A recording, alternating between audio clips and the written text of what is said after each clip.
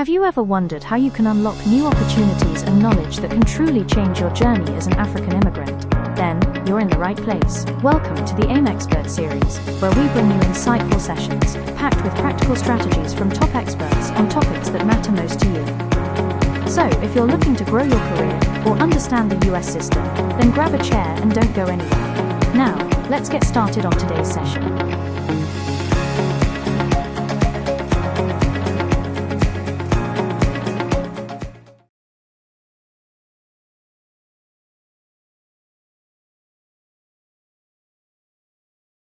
This conference will now be recorded. All right, now it's being recorded. Now we're live. I hope everybody is doing well. Good afternoon. Welcome to another episode of our Masterclass series. We will continue from last week's session where we took our business assessment to understand where our businesses were and all of that in terms of just how to operate. So I'm excited about today's session and continue from last week's conversation. And few quick things before we get started. For anyone who has any questions, please use the chat. And at the end, well, today I think Randy's doing a more Q&A style approach today. So maybe we'll have questions as we go on. That's based on our knowledge partners prerogative. But you can still use the chat for your questions and all of that. And also disclaimer: every information shared is from the experience and expertise of our knowledge partner. She's shared from her wealth of experience and what she has done that has worked for her and everyone she supports. However, everything afterwards, you make your own choices and your own decisions. And so AIM and Randy were not liable for whatever happens after with what you do with information. So I wanted to put out that disclaimer, make sure everyone is protected. Still do your due diligence as required before you take any actions. With that said, I will pass the ball to Randy. Over to you, Randy. Thank you, Dr. Namdi. So happy Saturday, everybody. Thank you for coming. I'm really excited about today's session because it's going to be a really conversational one. During the first session, we focused heavily on understanding business stages, operational alignment, how operational needs evolve as businesses grow. And today we're really going to focus on taking those concepts and putting them into practical application. So instead of doing a lot of training today, we're going to spend a little bit of time grounding ourselves in a few concepts, and then we're going to shift to discussions and questions about real situations and scenarios you guys have. So today's session, as we've said, is designed to connect concepts to reality. So a lot of times people attend trainings, webinars, or workshops, and they understand the information while they're listening, but then they struggle to apply it and actually take it back to their actual work environments or businesses. And today is about bridging that gap because we really want to make sure that you're taking the information away and you're able to use it. So we're briefly going to revisit some of the information and ideas from the first session in case you needed a recap. I know we've all had a lot going this week. And then we're going to talk about, majority of the time, questions and scenarios that you presently have that you want to discuss. So what are the key reminders? One of the most important things we discussed in the first session is operational needs change as your business grows. Different stages require different levels of structure, communication, systems, visibility, and accountability. One of the biggest mistakes businesses make is trying to apply the same operational structure at every stage of growth. So a business in an early setup doesn't need the same operational system as a business with multiple departments and employees. And at the same time, businesses that continue operating informally, even after they grow, eventually experience lots of confusions, inconsistencies, communication breakdowns, and operational overloads. So making sure your operational alignment is really about understanding what level of structure supports your current stage and where you're trying to go to get to your next stage. Not about avoiding it, but also not about creating undue complexity that's not needed. So one of the most common things I see is operational misalignment is either they're overbuilding, as we talked about, too early, or they're understructuring for too long. So some businesses start building advanced systems, automations, departments, workflows, and they don't even have a stable process, stable clients, or stable direction. So you're building on shaky foundation. And on the opposite side, we see some businesses that have grown and been in existence for like 70, 80 years, but they continuously rely on verbal communication, memory, reactive task management, founder and senior leadership, always in the day-to-day, even though they've outgrown this approach. Both situations create operational strains in situations. So it often happens when people think the answer is simply, I need to work harder, I need to better people, I need better tools, I need better software. But many times the real issue is that operational structure no longer matches the current reality in businesses. And there isn't proper training or implementation processes when they decide to just put something out new to try to fix it. So this is a new concept from last week. I want to really introduce the difference between being busy and being operationally effective, which is sometimes a little bit difficult for people because they say, well, I'm extremely busy. And you are, don't get me wrong. But because many businesses and professionals are extremely busy, doesn't mean they're operational healthy. So a business can have constant activity and still have operational structure, a weak operational structure. People can be working really hard and responding to messages, attending meetings, solving problems, but they still constantly feel like things are getting left behind, things are slipping through the cracks, and they're staying disorganized. That's because the operational effectiveness is not the same thing as doing more work. It's about creating clarity around the work that's being done. It's about reducing confusion, reducing repeated work, improving consistency, making sure people understand responsibilities, proper delegation and training, workflows, and expectations are clearly stated. A lot of operational exhaustion comes from repeated friction, confusion, interruptions, mistakes, clarifications, redoing work, dependency on one person. How many times have you said, hey, I can't do this because Deborah's out and only Deborah can do it and she's gone for 2 weeks? How many times have you lost people to burnout, or have you yourself left because of burnout? These are what are caused those.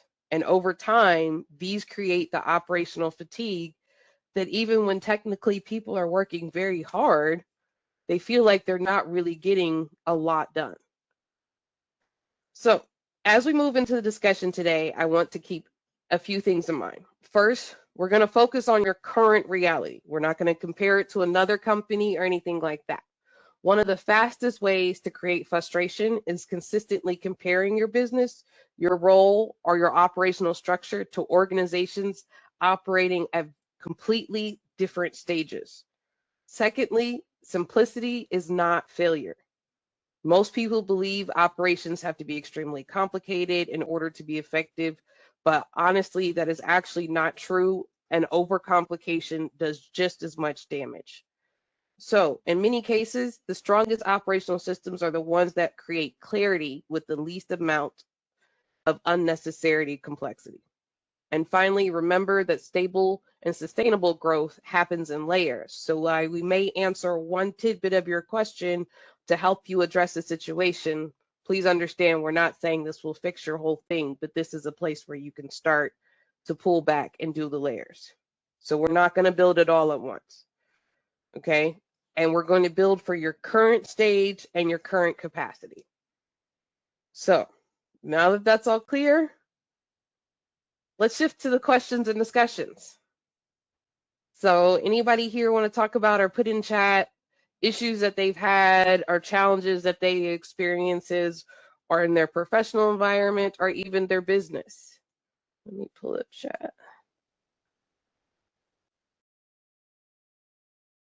Namdi? Yes, Stella saying that workflow challenges.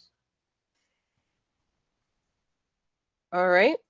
So the question then becomes, what type of workflow challenges? So are you dealing with your corporation? Are you dealing with a nonprofit?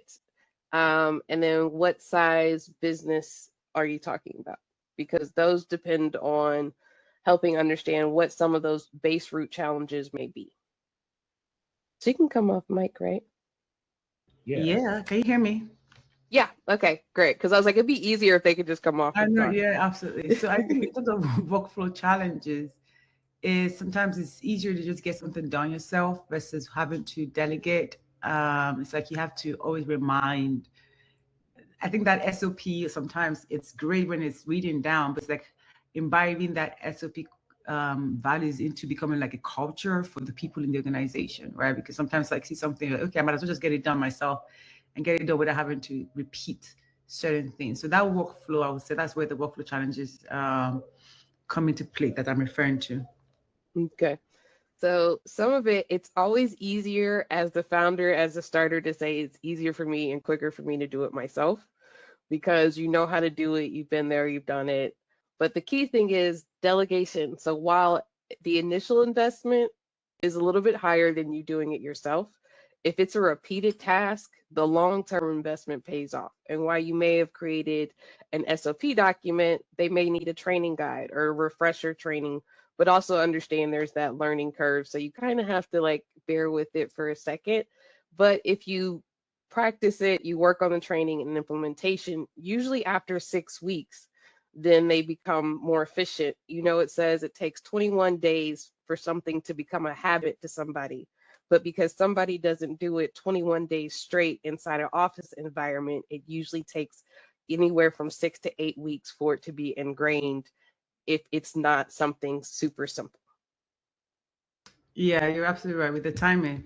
So I guess then the question would come with setting milestones or tracking the progress, because there's certain times where you give that 21 days, have those milestones, to review performance. How much of a time would you keep giving before you realize that perhaps this isn't something that might change, right? So I always work with companies and I say the first 30 days, you've got to pretty much scratch everything. You do the trainings and everything and you work with them, but you don't start measuring anything till after 30 days.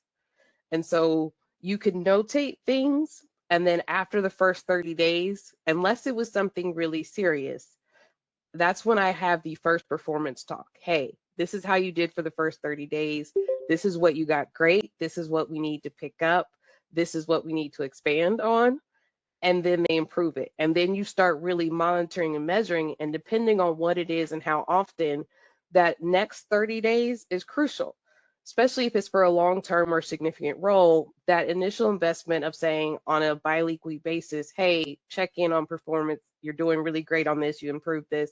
You can't improve this. We need to work on this during your weekly meetings will actually be really good and beneficial to help with that implementation and that reinforcement so it starts to become ingrained sooner. So then by the time you're at the end of your 60 days, people have got it and it's usually going extremely well and smoothly. Thank you so much. That's very helpful. You're welcome. Anybody else? I feel like a couple of people just joined, so maybe we need to baseline what the open question is. Sure.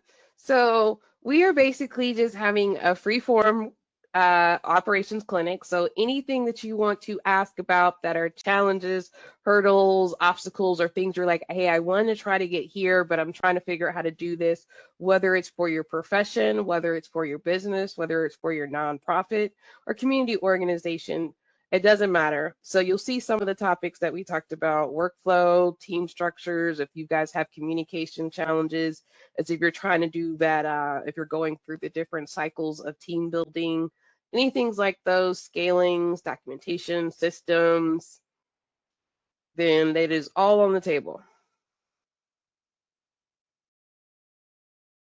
You can come off mute or you can put it in the chat. It's easier sometimes just to talk about it instead of having to type it all out. I'll go with I guess team structure is one of I guess that's where this question will fall under.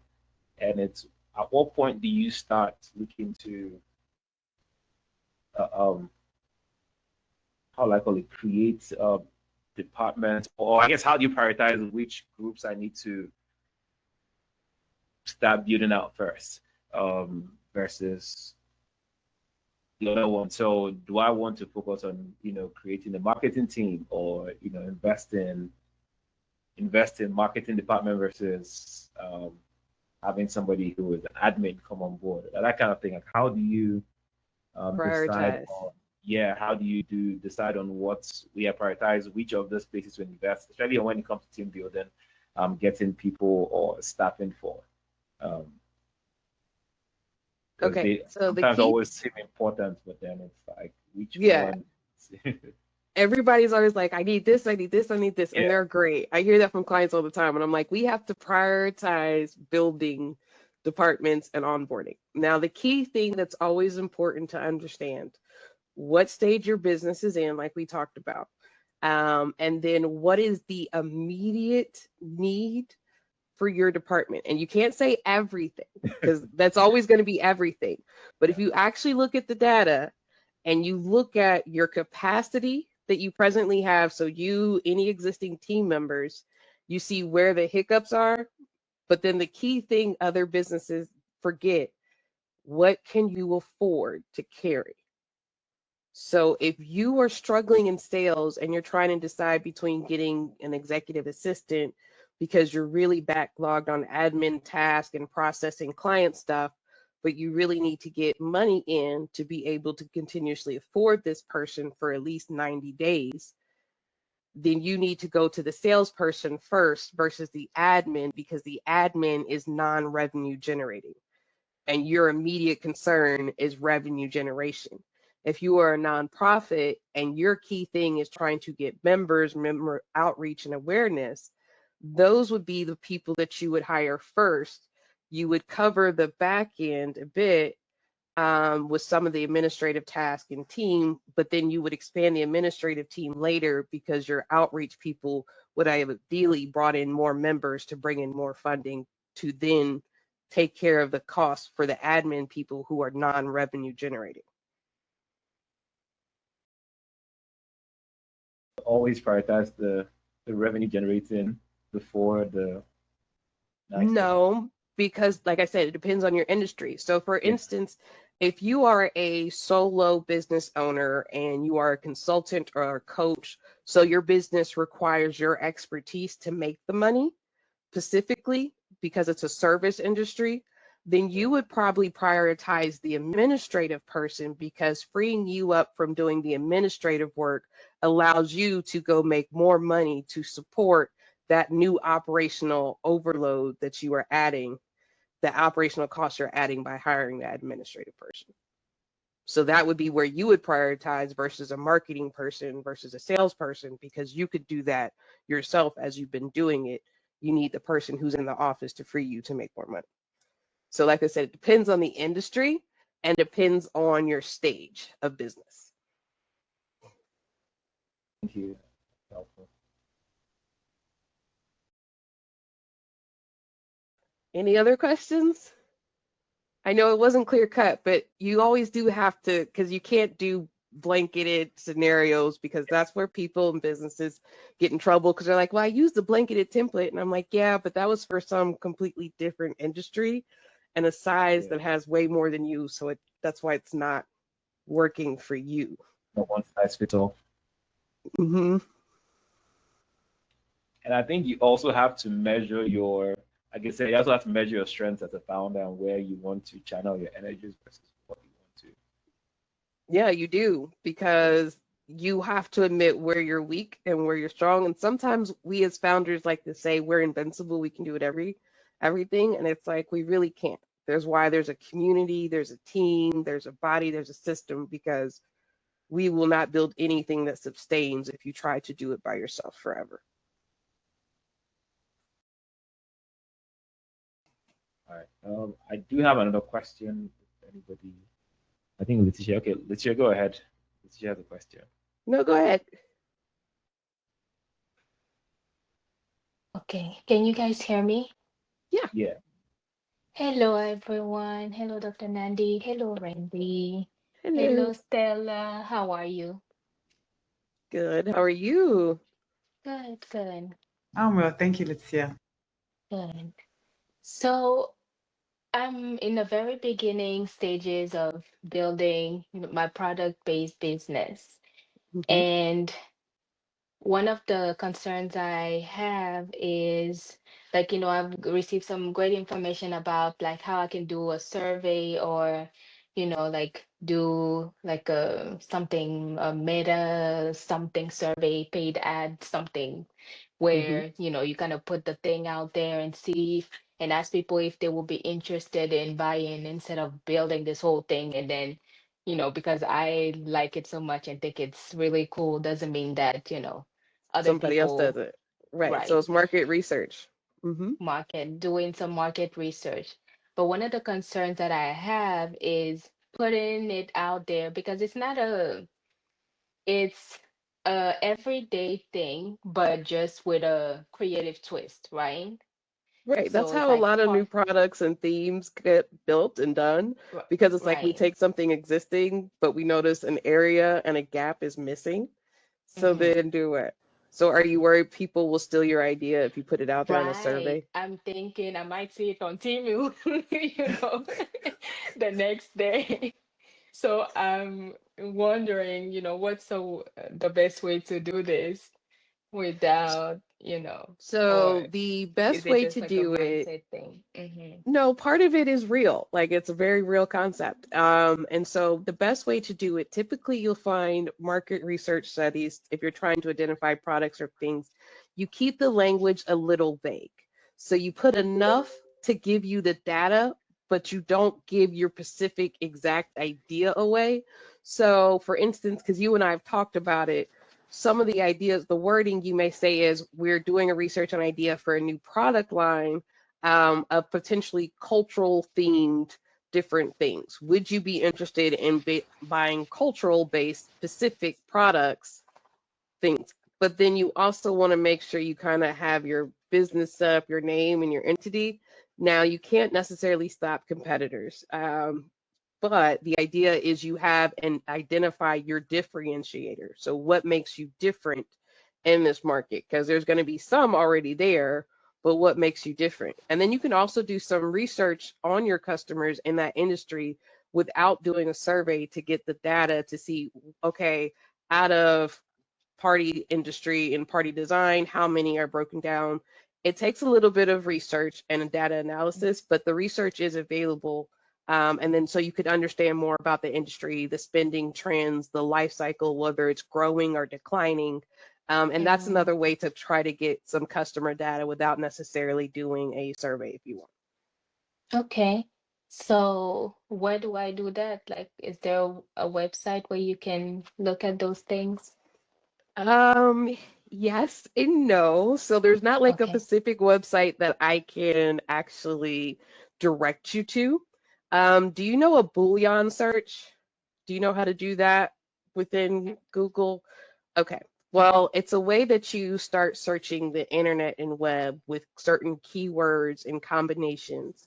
So you can do basically, if it's going to be you, because you want to be cost efficient, you could do it with a whole bunch of searches. Now, I'm not going to tell you, it's not going to be easy, but you could also pay somebody to do a consumer report and market research study too. They have the skill sets, they would have the tools. But if you want to, you can do it. You have to play with a lot of different keywords, drilling down, drilling down. Think about it like you're trying to find research for a paper that you have to write for school. Mm-hmm. Because you really got to go down and get it if you're doing it, freestyle by yourself. Different Right. industry words, regions, passwords, combinations, and this together or this together. But you can do it. Yes, Okay. AI can definitely help her with it. Mm-hmm. Oh, that's very helpful. Thank you. Mm-hmm. Thank you. Sorry, my baby decided to be rude real quick. And I I was have like, one I more. hope that can't see. Yeah, go I ahead. have one more question.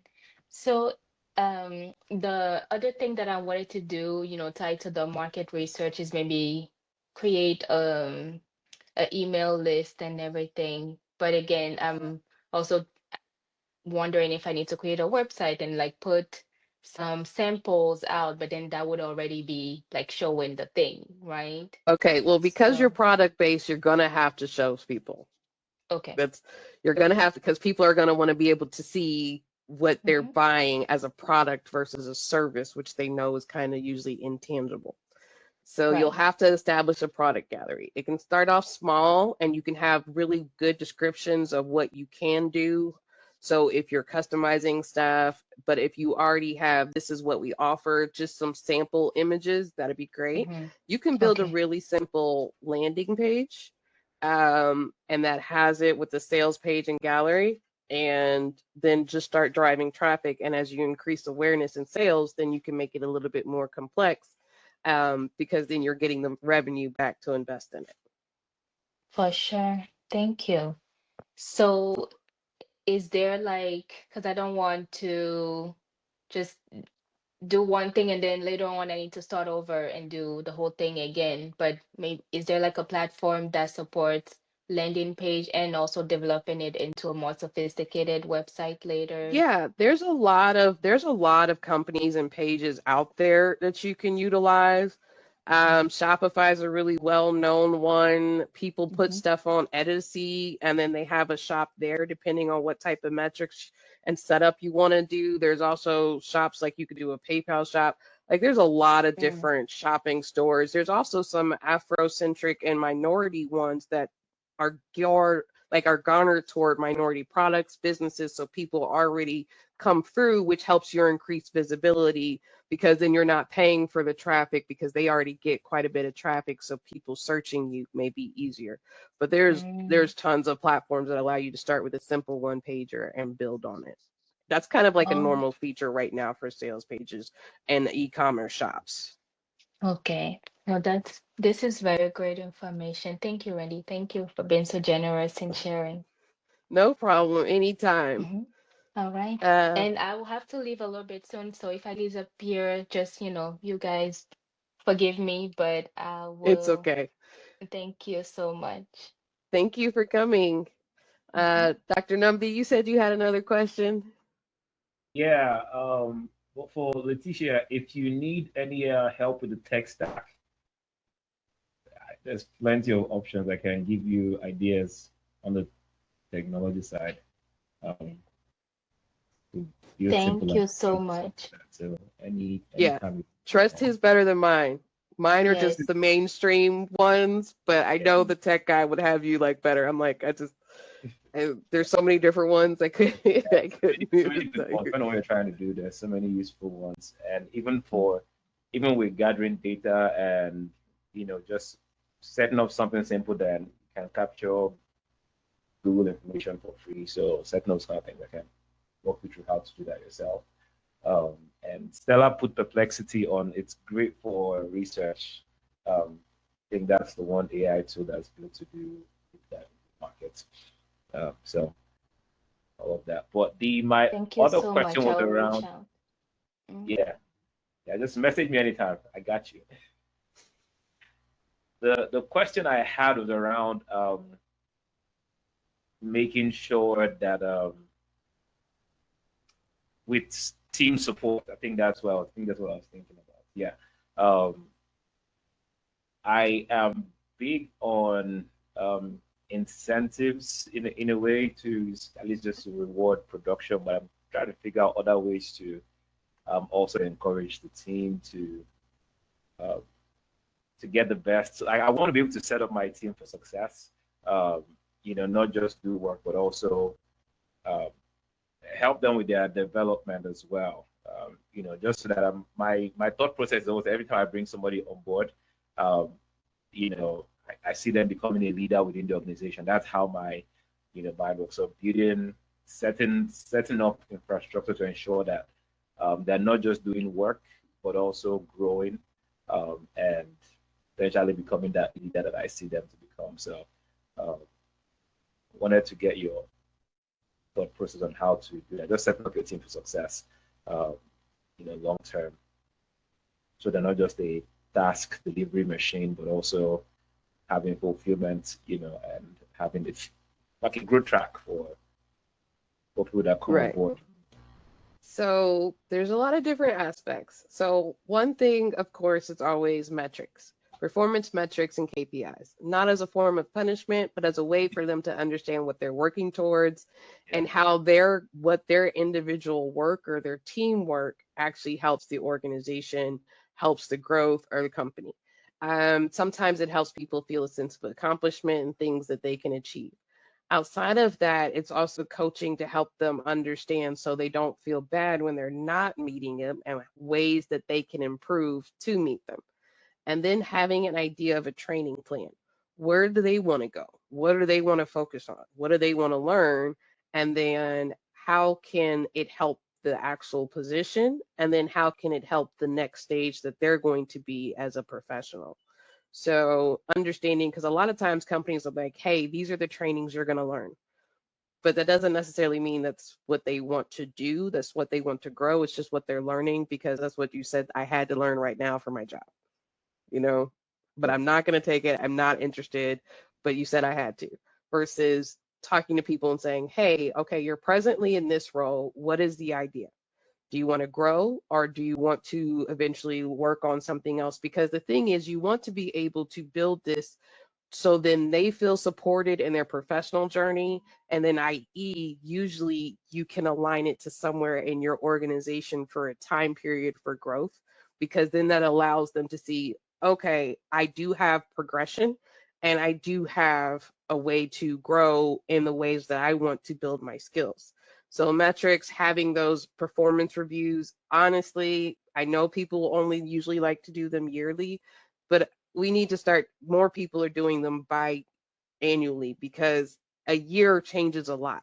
So it's kind of a mini check-in on it to say how you're doing, how you're going, and things like that. The same reason, like in school, we got report cards on a more frequent basis. It wasn't just after the whole year because you didn't know how to improve it. You didn't know you were slipping. You thought you were doing good. Having those more frequent, even though usually managers and owners tend to not want to invest that time, um, is really important if you're trying to maintain people inside your organization so they feel like they can grow. But the other side of it that many organizations sometimes don't like to recognize is also making sure you do not push individuals who do not want to do more.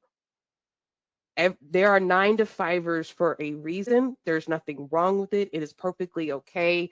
And those are the people, when you try to push them into leadership, it's not about uncomfortability and I have to get past my fear. It's, I don't want to be a leader. I want to be a person who supports you in this way.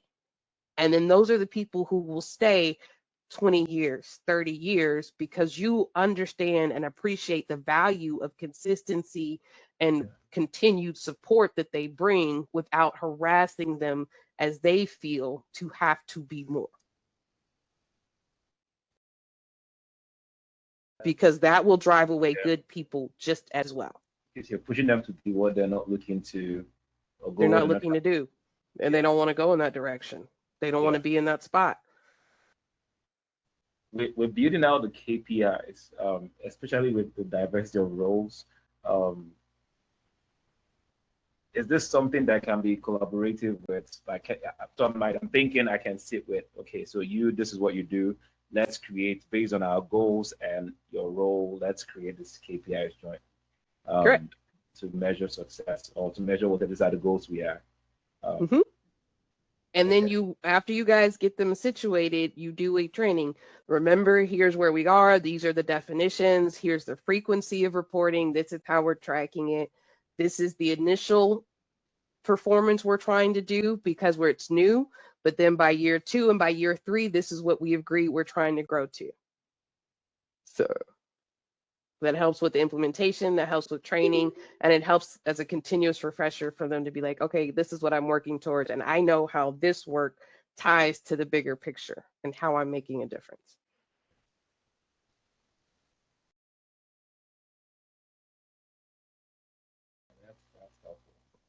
All right. Any other questions? If not, I have some lovely promos to do.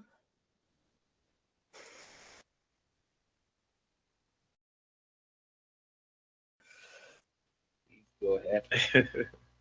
Okay. So the announcements, of course, that AIM would always like you to donate. They are they're a 501c3 nonprofit organization. So not just with time, but also we know that it takes a community and it takes resources. And so please just scan it. $1, $2, $5, anything helps as it adds up. You know how nonprofits are really dependent on the community for survival, and we want to keep AIM thriving. So consider donating to the cause. And then we have the Business Igniter program coming up. Dr. Namdi can tell you the great word about this one. But if you're here today, then it'd be probably a good idea to join the Igniter program. They do a lot more work than we can do here. Dr. Namdi? Yeah, so for the Business Igniter program, we're excited about this one. It is targeting people who are early stage business owners. Maybe you have an idea, or somebody who just started. When we did the survey to see where everyone was in the community who had a business, a lot of people were just, pragmatically, they just started a business to make extra income by the side. And our goal with this is to help everyone make sure you're set up properly and you build a bankable business that potentially you can build on and grow and becomes a legacy thing. And it's not just AIM doing this. We are partnering with the Gwinnett Chamber of Commerce. So they will be, we're partnering with them, and then we'll be using the Verizon Digital curriculum as well. So it's going to be, it's going to be people who do this, working through how to build a business that you can be proud of, and hopefully an investable business. But we want to see more people go on and build businesses that become successful within the community. And so this is a big step for us. It's 4 weeks, and there will be a graduation as well. So if this program graduates at our Advocacy and Policy Conference, will be the graduation day. So you get to wear the gown again. Yes, and speaking of Policy and Advocacy Conference, that is happening June 27th. Also going to be in person at the Gwinnett Chambers, their office in Sugar Hill, Lawrenceville. So if you're in Georgia, then we encourage you to attend in person. But for people who are not present, you will still be able to join virtually. We're making provisions for a virtual audience as well for people who can't be here. So June 27th, everyone should go ahead and save that date. Is our Policy and Advocacy Conference. We are having legislators, lawmakers, and we want to make sure the community is more aware and getting more civically engaged, so that we're not just sitting down and seeing things happen. We want to be a part of making it happen as well. Our voice matters. Elections matter. This is an election year. Tuesday is election, the primaries, and so we want to make sure our community is actively involved, and that's why we have this conferences to educate our people and make sure people are aware of how to move in these times. So we have someone who just joined. Hi, Joker. Welcome. I don't know if please feel free to introduce yourself, the business that you're doing. And I know Randy was about to say goodbye and everything, but I wanted to make sure that she had an opportunity, or she or he, forgive me, had an opportunity to ask any questions regarding business. Because Randy, this is gold. Yep. Like, we can come in here and ask any question, workshop the ideas around operations, scaling, strategy, whatever that is. So I just don't want you to wrap up without sure, no problem. So I don't know if Joke can speak or if she can speak, but we'll probably just give a couple of minutes and see what happens from that end. Okay, no problem at all. Joke, I put my name in the line for you, so you jump on the fire like the king of the hat. But this is wonderful. Oh, go ahead, Joke. Hi, thank you. Nice. So I thank you so much. Yes, I just came in to know what's going on. I'm still in Nigeria, but I'm looking to relocate. Okay. So yes, I joined this session last Saturday. That was late as well. so the time difference quite an issue for me. So I'm just trying to get my feet around the whole platform. Absolutely, I understand. So are you hoping or looking to start your business when you move here? Yes, I am. Okay. Well, But kudos to you still for looking at options and all. kudos to you Sorry? for acquiring. I said kudos to you for acquiring knowledge and information before you get here. So I guess that's something to be celebrated. Thank you. You're welcome. Yes, it is preparation. But it's also stuff that she can use for her business there. That's Because right. I work with companies around the globe. So in the Caribbean, Australia, I've worked with a few in Nigeria and South Africa. So, some of it works there too. Okay. But you said you're new to the platform. So are you new to AIM? Yes, I'm very new. Sorry? Okay, well, welcome. Welcome to AIM. Let's welcome Thank you. Thank you so much. Yeah, thank you for being here. So I think we have these master classes every week. You already figured that part out. And it's sessions like this where it's how we serve the community. We have knowledge partners like Randy, who are great at what they do, and they come volunteer and share their expertise, to help us. Our goal is to ensure nobody has to start from scratch. The mistakes, if someone has made a mistake before, we shouldn't make it again. So that's one thing that has set us back as a community is gatekeeping. And so we're very grateful for, Randy and all of our knowledge partners who come and share and answer questions the way like we get to have these incredible sessions for free. Randy does this she has a consulting agency that she does this as a paid service, but she, as a way of giving back to the community, she comes and, from time to time, she'll come and share with us this incredible information, and it's so valuable. So our goal is we leverage this as our platform to continue to pour into the community and make sure we are well informed. But we do other things as well, like immigration clinics once a month. Let's start it every month. So that's depending on the route you're looking to explore. That might be one you want to take advantage of as well. We have one-on-ones with immigration attorneys, so people can book sessions and book times with them where they can talk through their own immigration situation. So that's our and then we do a lot of conferences. So like we do a lot of, planned conferences. The June Advocacy Conference. We have our big summit coming up in September. That's our big event every year. And then in March, we have the Women's Conference. So those are three major conferences. Then we have programs like the Business Igniter program that we're launching. That's going to be our first pilot program, but we have other ones that are in the works for new immigrants. So there's a launchpad program for people who are just relocating to help them better understand the system. And not, again, we're trying to make sure people are not making mistakes, so we can focus on what we're here to do and have access to it. We want to systemize information and make it available to as many people as possible. So there's a lot that the community can give you.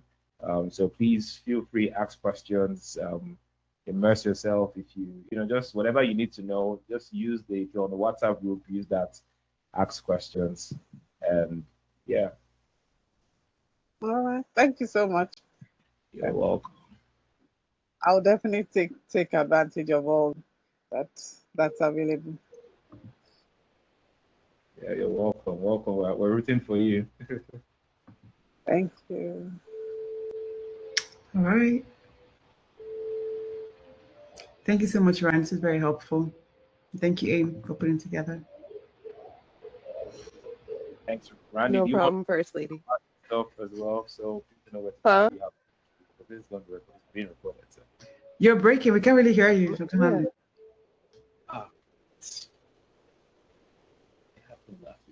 Can you say that again? I was saying Randy can tell and let people know how to find you as well. Since this session is being recorded, so people who want additional.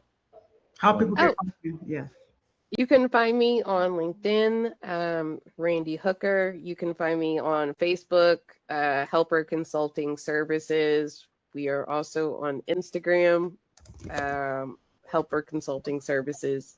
So you can find us at all three of those locations. Or Google.